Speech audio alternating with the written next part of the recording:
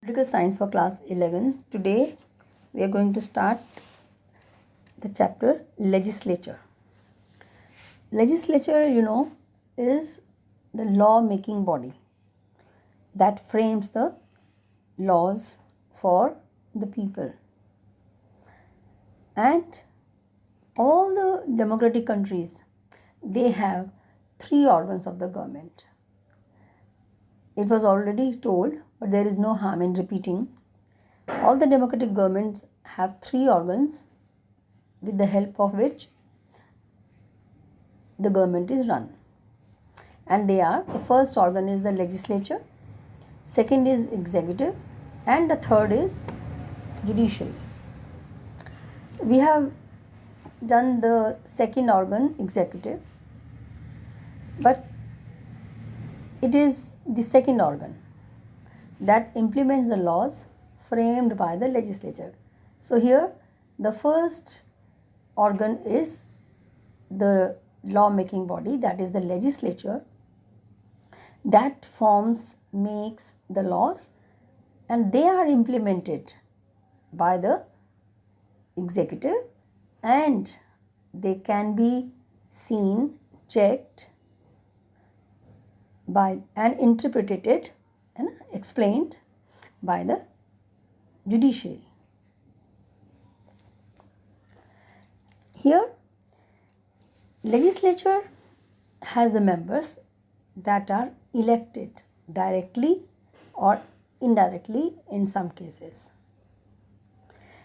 In India or Indian Union, the legislature of Indian Union is called the Parliament.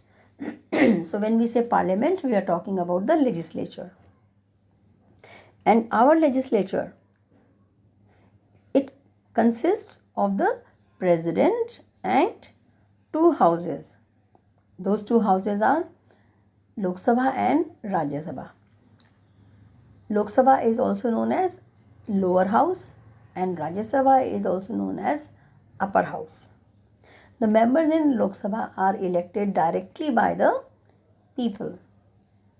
Which people? Those who are adults and the citizens of India. And the members of Rajya Sabha, the upper house, they are elected by the state legislatures. Okay. So now state legislatures, these are the law making body in the state. We have federal form of government where there are two sets of government. One functions at center and the other in the states. So some states in our country, they are also having two houses. State legislatures also have two houses and they are 6 in number. Andhra Pradesh, Bihar, Karnataka, Maharashtra, Telangana and Uttar Pradesh. These state governments have two houses and their names are Legislative Assembly and Legislative Council. And the names of two houses in center are Lok Sabha and Rajya Sabha. Legislative Assembly is like Lok Sabha and Legislative Council is like Rajya Sabha. Alright. Now, why do we need the parliament? We are going back to the central level. Need of the parliament. We need the parliament, means the law making body.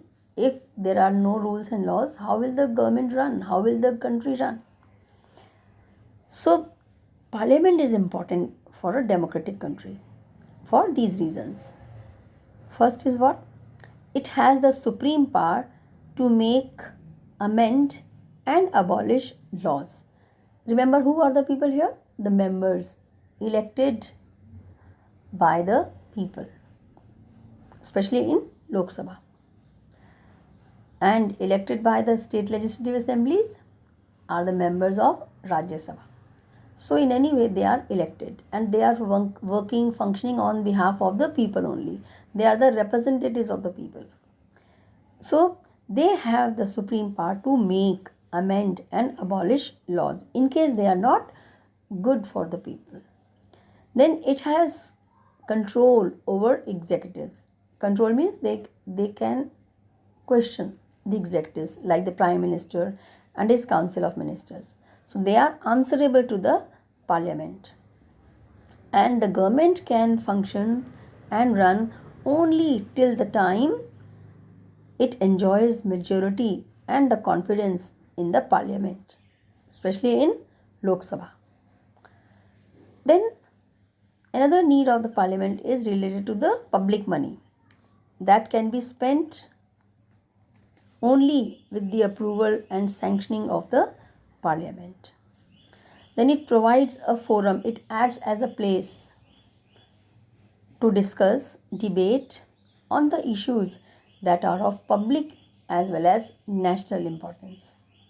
Alright, so these are the reasons why the Parliament is required. Now we take the other term, that is bicameral legislature. Although I have told you about this, so bicameral legislature is the law-making body which has two houses or two parts. Here, the Indian Union Parliament is Lok Sabha and Rajya Sabha, headed by the President. Okay. So here, Indian Union Parliament consists of the President and two houses.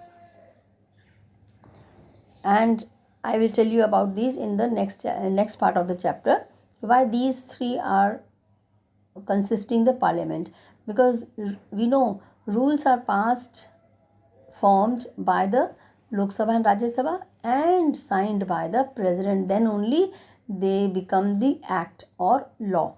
Before that, they are just the bills or proposals. Correct? And so, Lok Sabha is the house, the members of which are elected by the common people, and they are the representatives of the common people, and the common people who are adults. The elections take place on the basis of universal adult franchise, and they elect their representatives of their own choice. They may belong to any political party. So they are elected directly by the people.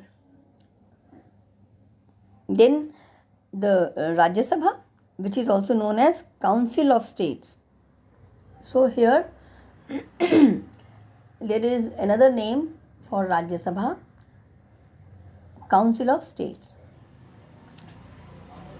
Okay, and here the members are elected by the state legislatives, state legislatures, you can say.